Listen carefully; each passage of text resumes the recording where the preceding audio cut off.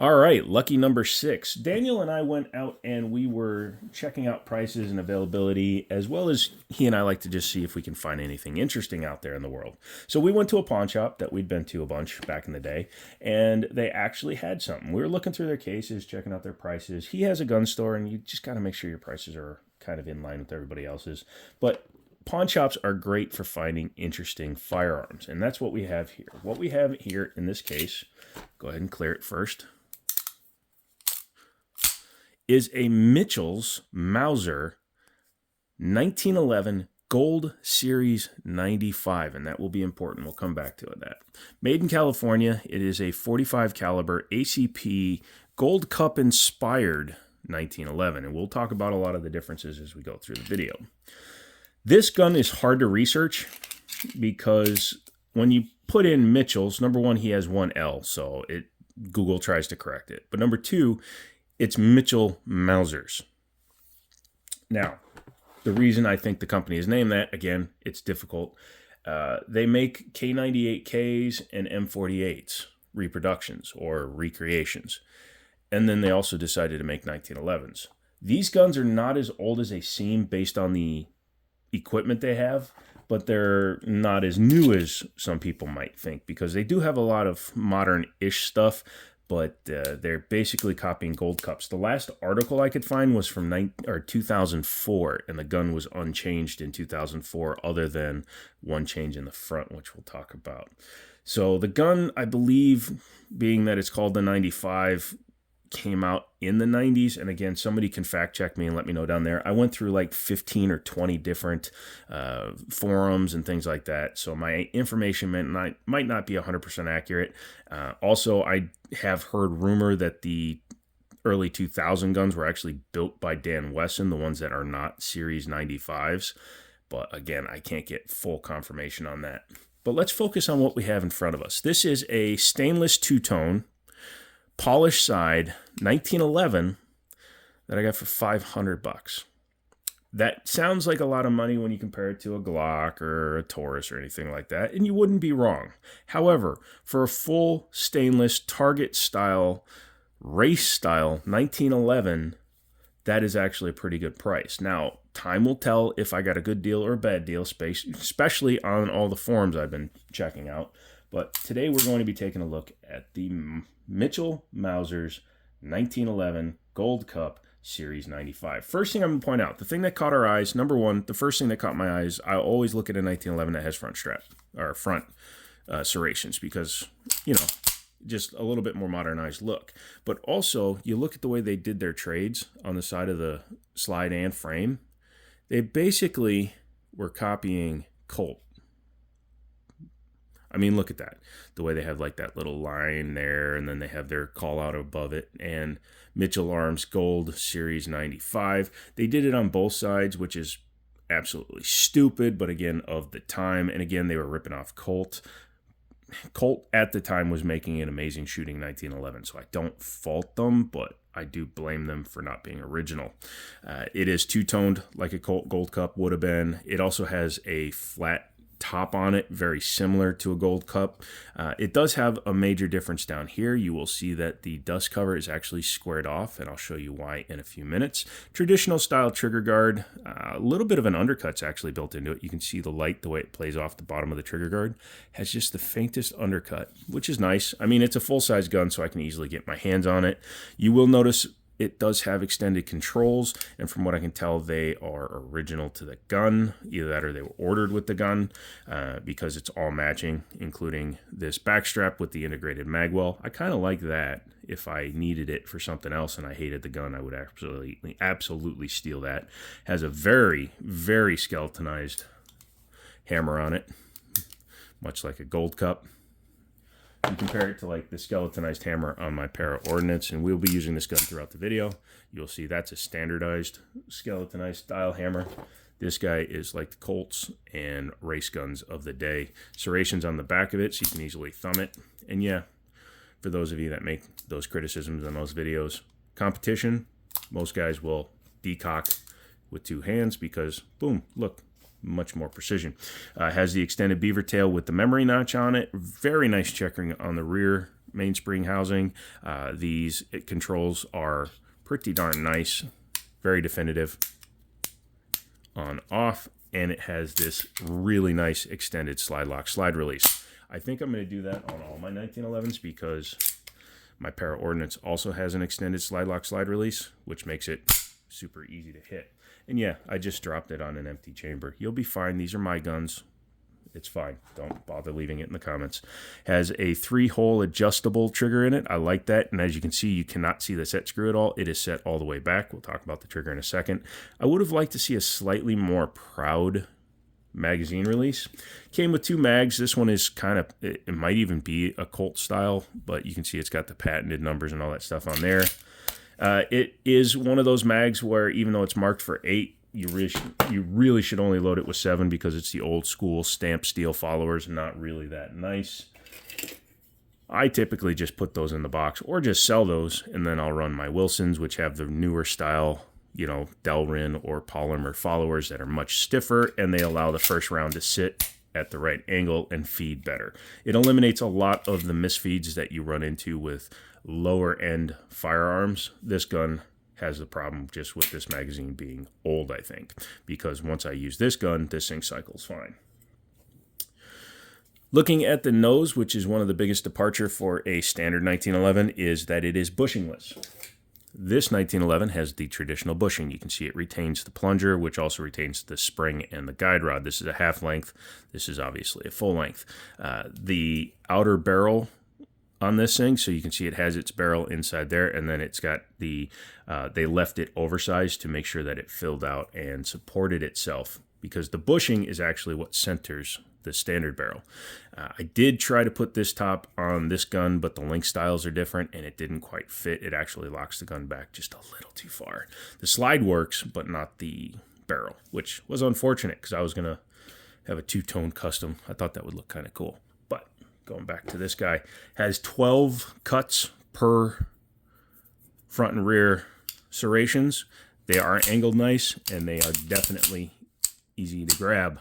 Being a full-length guide rod, you can't do the press check that way. It is capable of doing the John Wick, obviously.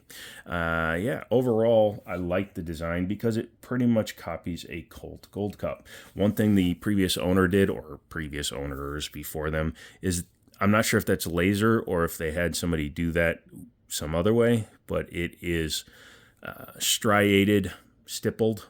And when you do that to stainless, that's really difficult to do, so I am impressed. And it definitely makes it easy to hold on to the gun. I definitely approve of that. They didn't do it anywhere else, which is perfectly fine. This squared off dust cover is not a mistake. It's not just for looks. It's actually for functionality's sake. This is a Seymour red dot that's designed to go onto a gun that doesn't have optics cuts on it. This is what they did way back in the day. If you look at really old race guns, you'll see that they had frame-mounted red dots, because if you don't have what you're trying to look through reciprocating on the gun, it makes it easier for target acquisition. So how it works, and this gun isn't actually the right gun for this because of the size of it, but what you do,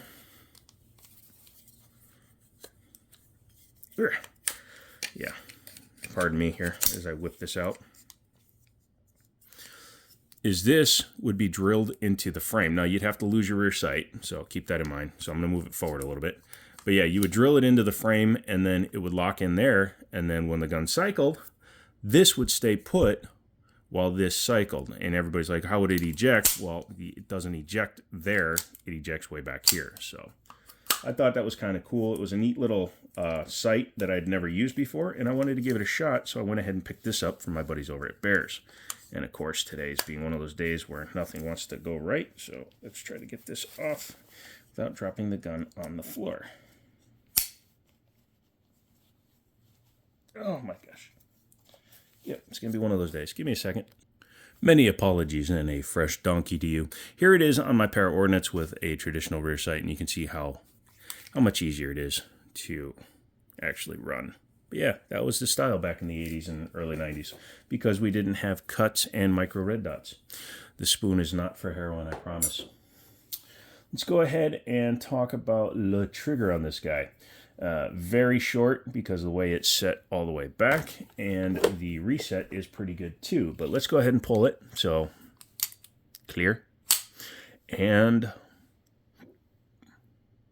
voila. You can see very short, very little take up, and the reset is right there. The thing I like about 1911 triggers is they're linear, which means it's just a trigger shoe, a piece of metal going around both sides of the magwell. Then it comes back and interfaces with the spring back here, which then interfaces with the disconnector or the sear. And yeah, super short and super nice. As you can see again, a little bit of take up, and 4 pounds on my scale, which is not terrible. Could be a little bit lighter. The trigger on this guy is a little bit lighter and a little bit shorter, to be honest with you. And because it's got the stupid side on it, I can't rack it really easily. Those also used to have like extended handles that you'd put on your slide to run them. Look at an Canik SFX, because one of their plates, they put the big old on it. Yeah, overall, the trigger feels really nice. This brings us to disassembly, and it's always an interesting thing with this style of 1911. In order to do it, you can go on Amazon or STI, now Staccato site, and you can buy an expensive tool, or you can run to your office and grab a paper clip. Now, this is nothing that is modifying or changing this firearm in any way, so YouTube, you can chill out. I'm going to use this piece of plastic here to set parts down on. So what you need to do with this particular firearm is you need to bring it all the way back, which is different from a normal 1911. Most of the time you got to bring it to the takedown notch. And then you will expose the guide rod. It's hard to see, but you'll see a little hole there, and it goes all the way through the guide rod. And you can actually turn that to get it into a position where it's easier to manipulate. I actually prefer to have it almost in the vertical position, because once you insert the paper clip, you actually need it in a position where it can actually pull through the slide. So once you've done that, go ahead and release your slide very slowly, and you'll see that the paper clip will now retain the spring, which you will see in more detail when we take it apart. Once you've done that, you need to just move the slide forward enough to get to the takedown notch. Make sure to avoid any idiot marks. Surprisingly, it has one right there, and that's it. So most of this wear must be from actual use, which is fine by me. I don't mind. My guns get thrown around quite a bit and tossed around, so a little bit of dinginess is to be expected. I like to flip my 1911 upside down after I do that and slide the frame out.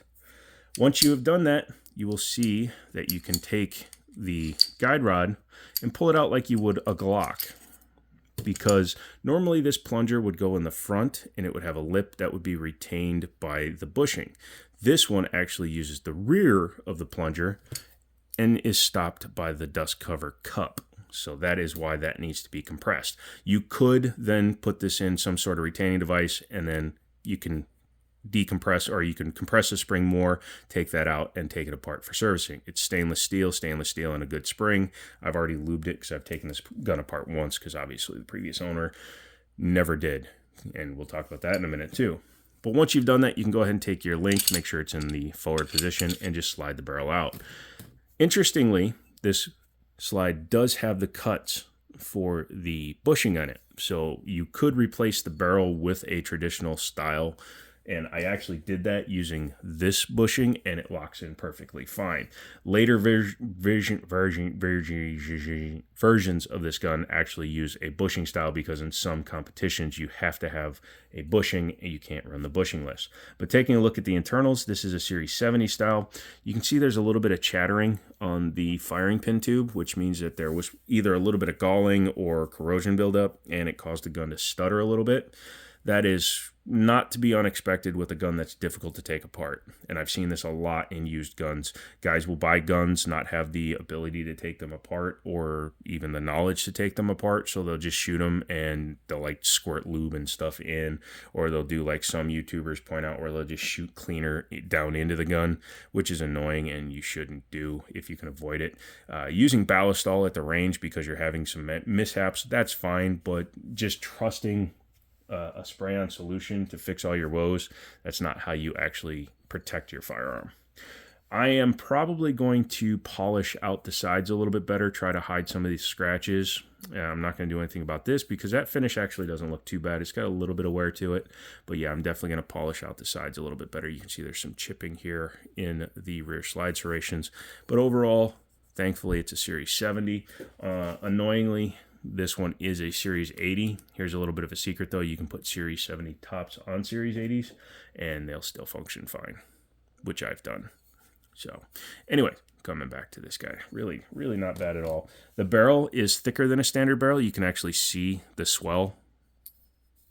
You can also see how this helps retain that guide rod a little bit. But yeah, the overall diameter of the outer barrel is longer or wider because it is designed with this particular retention style in mind. As a polished feed ramp, I did a little bit of cleanup on it, but I didn't mess with it too much yet because I haven't shot the gun yet. But I did clean it up because it was very heavily carboned. Again, probably because the previous owner didn't know you could just use a paperclip to take it apart. That's another thing too. When I did a video saying for want of a paperclip, I couldn't get the gun apart. And I had a lot of people leaving me interesting ideas on how to do a gunsmith's job when I am a gunsmith. But looking inside at the rifling, it's very faint, which kind of scares me a little bit. It's not really defined. We'll have to see what the accuracy looks like at the range. And it looks like it's almost a double rifling, like it runs two riflings very close to each other, and then there's a space and then two more riflings. Again, I'm not too familiar with Mitchell Mauser's production quality. I've heard differing opinions, but we'll have to see if the rifling was good enough to retain accuracy over time.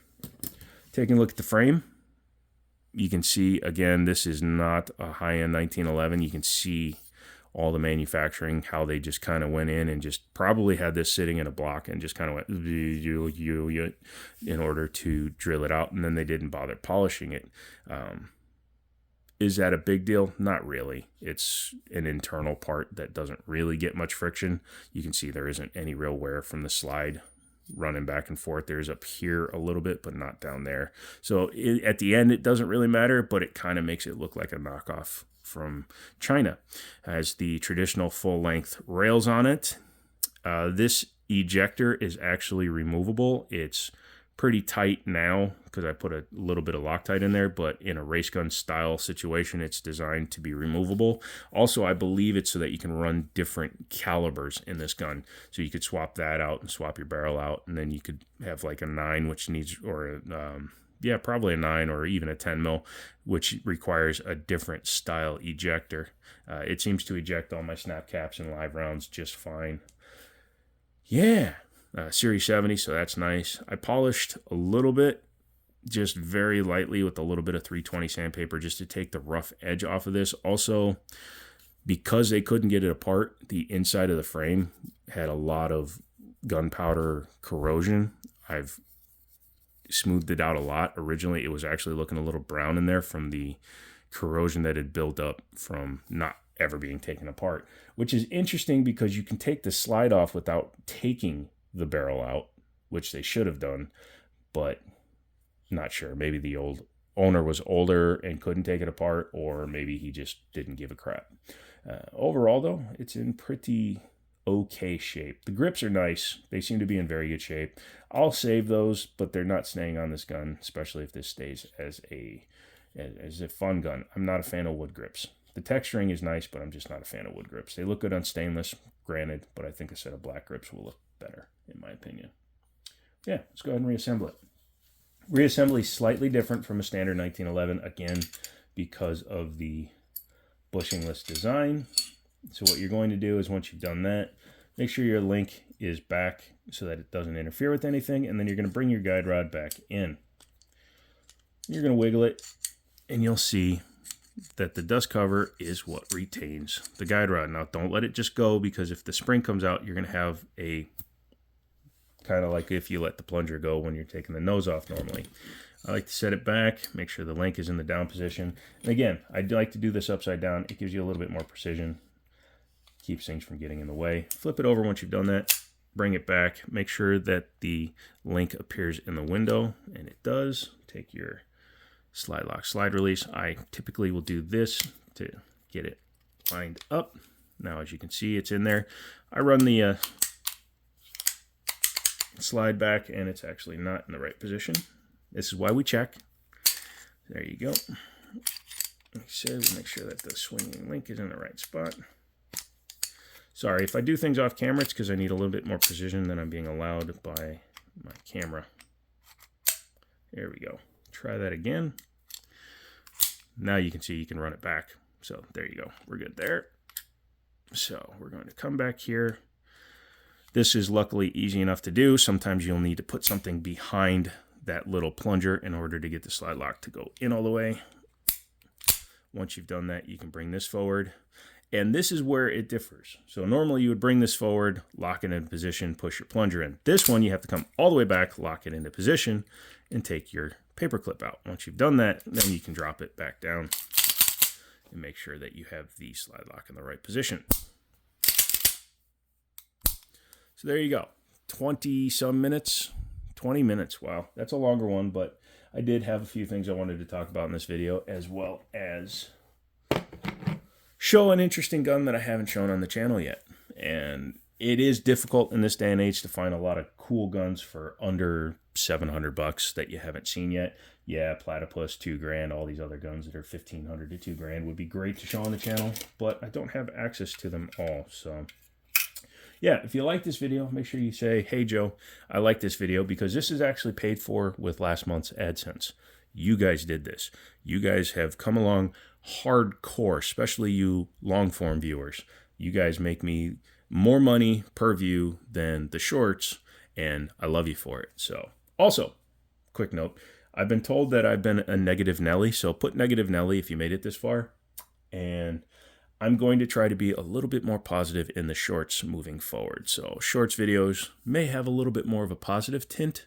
However, I will, if need be, troll the shit out of people. So come back for that. Come back for another video. I'm going to do an in-depth dive on my Century Arms NAC 9, and we will take a look at that and have some fun. So come back for that. Leave a message, all that good stuff. Become a member. And as always, I'll talk to you later.